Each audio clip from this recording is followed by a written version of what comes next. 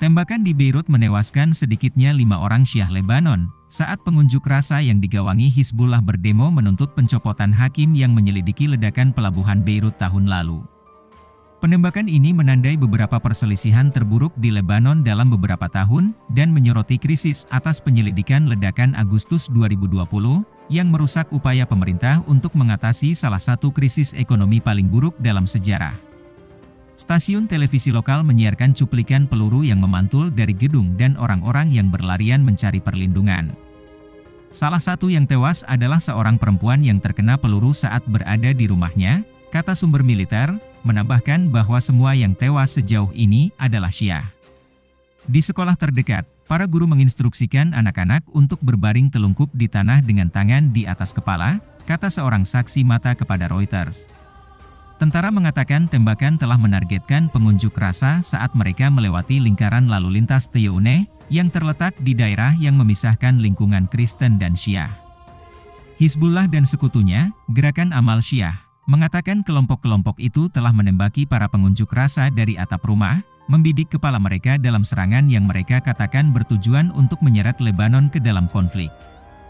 Saat Perdana Menteri Najib Mikati menyerukan ketenangan, tentara dikerahkan secara besar-besaran di daerah itu dan mengatakan akan melepaskan tembakan ke orang bersenjata di jalan.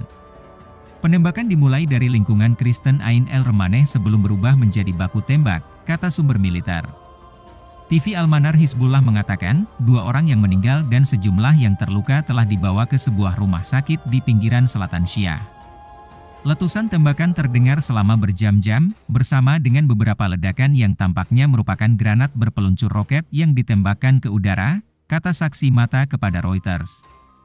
Ketegangan politik telah meningkat selama penyelidikan ledakan pelabuhan, yang menewaskan lebih dari 200 orang dan menghancurkan sebagian besar Beirut.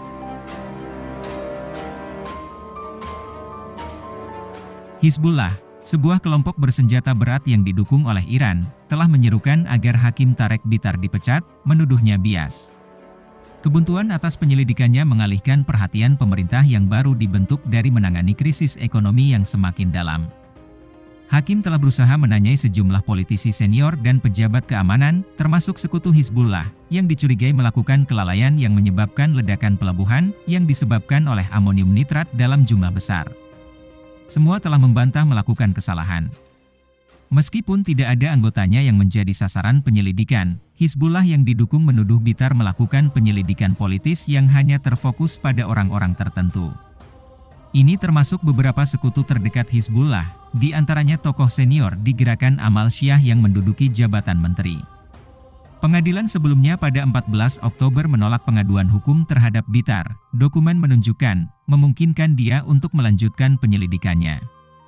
Pada 13 Oktober, Samir Geagea, seorang Kristen penentang Hizbullah, menolak intimidasi oleh kelompok Hizbullah, menyerukan kepada Lebanon untuk siap melakukan aksi pemogokan damai jika pihak lain mencoba memaksakan kehendaknya dengan paksa.